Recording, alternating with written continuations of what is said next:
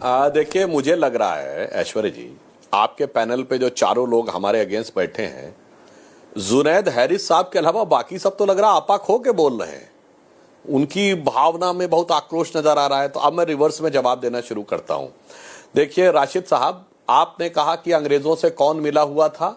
अब मैं कोट कर रहा हूं, सर सैयद अहमद ने किताब लिखी रिसालाए असबाब बगावते हिंद, जिसमें उन्होंने 1857 के बारे में यह लिखा अंग्रेजों को कि यह हिंदुओं का विद्रोह था, मुसलमानों का इससे कोई लेना देना नहीं है, मुसलमान आपकी वफादार कौम है। किताब कोट कर रहा हूं, सर सैयद अहमद की किताब रिसालाए असबाब बगावते हिंद। इसलिए जब आप बोलिए तो बहुत सोच समझ के बोलिए, आए बाएं शाएं मत बोलिए कि अंग्रेजों से। आप सुनिए, सर सैयद अहमद ने दिसंबर 1887 में लखनऊ में और मार्च 1888 में मेरठ में कहा कि हिंदू और मुसलमान दो अलग कौम नहीं है, दो अलग देश हैं, और जब अंग्रेज छोड़ेंगे तो हम हिंदुओं की रियाया नहीं बन सकते। हमें अपनी कलम यानी तलवार को प्रयोग करने का मौका चाहिए। तब साहब सुनिए, सावरकर जी 4 या 5 साल के थे। अब आइए और आगे, जब बोलिए तो बड़ा सोच समझ के बोलिए। आप लोग तो ऐसे मतलब बोलने लगते हैं। आप सतीश जी की बात का जवाब देते हैं, अंग्रेजों से कौन मिला था। सतीश जी, जिस पार्टी की स्थापना एक अंग्रेज ने कराई, एलन ऑक्टेवियम ह्यूम, वो तो अंग्रेजों से मिली हुई नहीं थी। जिसके पहले 25 साल में दर्जनों अध्यक्ष, कांग्रेस पार्टी के अध्यक्ष अंग्रेज सेक्रेटरी रहे।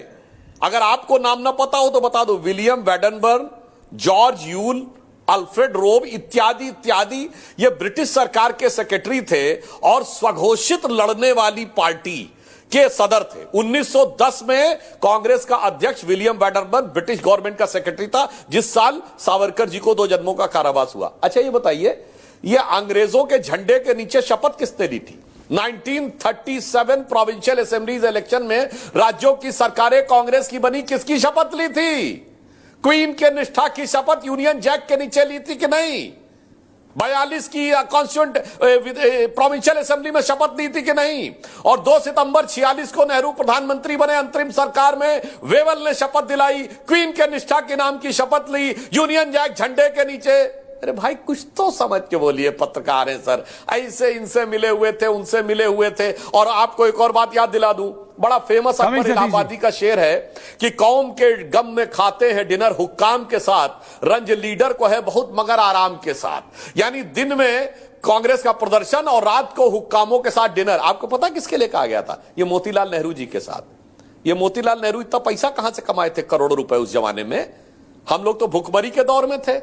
प्रिवी काउंसिल में किसके केस लड़ते थे जाके? अंग्रेजों के तो केस लड़ते थे जाके ना लंदन में। अरे लाखों दर्शक देख रहे होंगे, कोई बता दे कौन हिंदुस्तान का आम आदमी था जो लंदन की प्रिवी काउंसिल तक जाके लड़ता था और हजारों रुपए की उस जमाने में वो देता था। जिन्ना भी उन्हीं के वकील लड़ते थे जाके, मोतीलाल नेहरू उन्हीं के लड़ते थे जाके। मेरे भाई अब ये बताइए, ये जब काकोरी का प्रकरण हुआ तो चंद्रशेखर आजाद जी जिसमें शहीद हो गए और राम प्रसाद बिस्मिल और अशफाक उल्लाह खां को फांसी हुई, ब्रिटिश सरकार का वकील कौन था?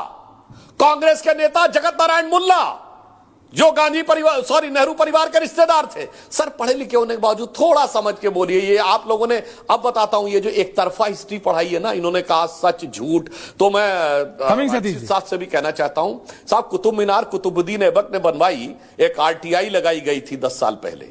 एनसीईआरटी से पूछा गया आपने किस आधार पे बताया, हम सब ने किताब में पढ़ा है। एनसीईआरटी ने लिख के दिया हमारे पास कोई डॉक्यूमेंट्री एविडेंस नहीं है कि कुतुब मीनार कुतुबुद्दीन ऐबक ने बनवाई। इसीलिए मैं कह रहा हूं, ये हटा दो, ये इतिहास झूठे तुम्हारे। यहां जर्रे जर्रे पे सच है लिखा रे। जो कोई किताबें ना बानी कहेगी तो माटी सभी की कहानी कहेगी। और इसीलिए मैंने बताया, सिर्फ वहीं पर खत्म होता है मामला जहां एब्सोल्यूट इस्लामिक हुकूमत आ जाती है। तो ये बताइए, बामियान बुद्धा काहे तोड़ दिया था भाई? हाँ। भगवान बुद्ध की मूर्ति किसको चिढ़ा रही थी? तालिबान ने तोड़ दी अफगानिस्तान में। हकीकत से क्यों मुंह चुराते हो मेरे भाई? अब भदौरिया जी की बात का जवाब दे। हाँ, अब इनका तो खैर बात ही क्या दे दो, बचकानी लंतरानी बात करते हैं। इनको तो एक ही प्रकार की बात बार बार रिपीट करते रहते हैं। यहां जितने भी लोग थे सबने अलग अलग बात बोली। ठीक है, हम सहमत हो ना सहमत हो, हैरिस साहब ने अलग बोला, सतीश जी ने अलग बोला और राशिद जी ने अलग बोला, मगर भदौरिया जी तो अपना वही सेम चीज बोलते रहते हैं। अब उनकी बात का जवाब दे देता हूं। उन्होंने कहा 2014 के बाद दंगे होने शुरू हुए। भदौरिया जी, ये सितंबर 2013 में जो मुजफ्फरनगर का दंगा हुआ था, ये तो हमारी सरकार आने से पहले से था। और ये 2012 में जो आजाद मैदान से लेके और लखनऊ की बुद्धा पार्क में बुद्ध जी की मूर्ति तोड़ने से लेके भगवान महावीर की मूर्ति, वो तो मतलब हमारी सरकार में तो थी नहीं, मतलब वो तो पहले की बात थी ना। वो तो उसमें भी तो मोदी जी और अमित शाह जी थे। और उससे पहले ये बताइए, भागलपुर का दंगा हो 1989 का, 1993 का मुंबई का दंगा, वो किसके शासनकाल में हुआ था? मतलब दंगे वाली बात तो सब 14 के बाद हुई है ना।